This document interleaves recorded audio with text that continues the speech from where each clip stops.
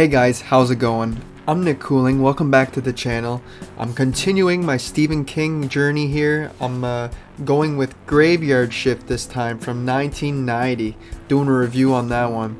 And wow, this was a first time watch, and this was a crazy, bonkers little cheese fest of a creature feature, if you want to even call it that. It was part creature feature, part just cheese fest, I guess. But I had a good time with it, but let's get into this.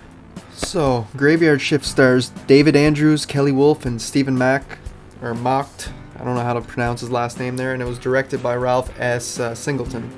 And yeah, this is quite the film. I just did Misery, and it was also 1990, same year as this film, and total change. This is just based off a short story, though, that Stephen King.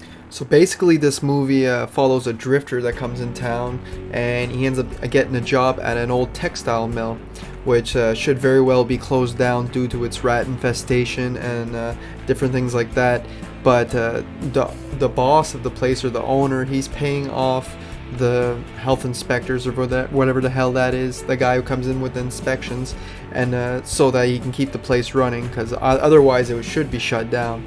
But there's rats roaming around everywhere in that, and it's just a disgusting place. And on top of that, the boss of the place is a complete asshole, this Warwick character. He has this really crazy accent, and he's almost like he almost feels like a villain in like an 80s action movie with his accent, you know, like in like an Arnold movie or something, or like Die Hard or something. But besides that, they also got an exterminator in this film to try to get rid of the rat problem. He's played by Brad Dourif, which is a real surprise. He's not in this movie too much, but he's probably one of my favorite parts of this film. He almost has a Looney Tune character in this. So the boss decides before the inspector comes back, he's going to get this crew to work on July 4th holiday down in the basement and clean it up and get rid of the rat problem and clean everything up and make it up to code, because water's dripping and shit, it's dirty down there. And yeah, so that's pretty much your plot, these people going down there. But what they do not know is that there's besides the rats, there's this other big creature that we don't really see. And that's one of the best things about this film, is they get the creature feature number one problem, they get it right. They don't show the main creature too often until the end, like little glimpses of, like, say his claws, or like just the shadow of him on the wall. They don't overdo it with showing him, because this is a really low budget, so they didn't have the money to show him a lot. And that's a good idea, like Jaws did. You don't show the shark the whole time, or for one thing, it doesn't become scary anymore. We still kept a little bit of tension because we didn't really know what it really looked like, right? And that is another thing to get into, the creature. Like, what the hell was that? Was it a bat? Was it a rat?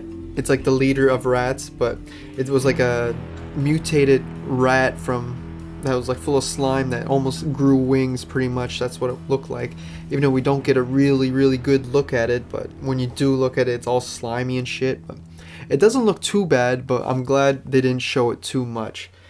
Now, yeah, this movie, its tone is all over the place. It is like, it seems like it's trying to be serious at times, and you're like, wow. And then this, like, the dialogue and everything else is so cheesy.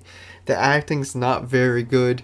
It's not bad, but I wouldn't say any of them really stand out besides the boss, what was his name, Warwick, the boss, and the exterminator Brad Dourif. Them two are the only two characters that really stand out to me. And there's this one scene where Brad Dourif, he's like telling the story, and it almost seems like he's like a soldier from war telling this intense story, and it seems so schlocky and cheesy at the times. But then out of nowhere, it seems like it takes like a serious turn, and he's like crying and shit, and you're like, wow. And he gives a great performance, but it's just, this movie's tone is all over the place. And talking about Warwick, the boss, the guy with the accent there, he has the craziest lines ever. Like, this is not a great movie by any means, but this is something that if you watched over and over, especially as a kid, it's so quotable. Like, I could just imagine. I only seen it once, but I can just picture, like, next time I'm watching it, the quotes are going to be coming to me, and all Warwicks too. Like, I'll post some right here if you can, if I can. Sure beats nailing them with soda pop. Everybody go back to doing what you were doing. It's gonna get hotter. Star Search. The graveyard shift. I watched you work. And I like your style. You know it all, don't you, Hall? Go back to doing whatever you were doing. He was quite the character, and he was just pretty much like a weird asshole the whole movie, like doing weird like sexual harassment stuff at work, and like almost like about to hit a woman too, and yeah, just being really weird and just like an asshole the whole first half. But once they start going into the basement and getting closer to like the creature and that, he just goes completely insane. It seems like out of nowhere. I don't see where this is coming from. He like rubs like the black shit on his face from a bottle they find, and he goes like complete Rambo on them. And I'm like, that was kind of out of nowhere. So yeah, I didn't understand that too much, but it made for entertainment. And that's what this film is. It's just pure schlocky, cheesy entertainment. But I like it.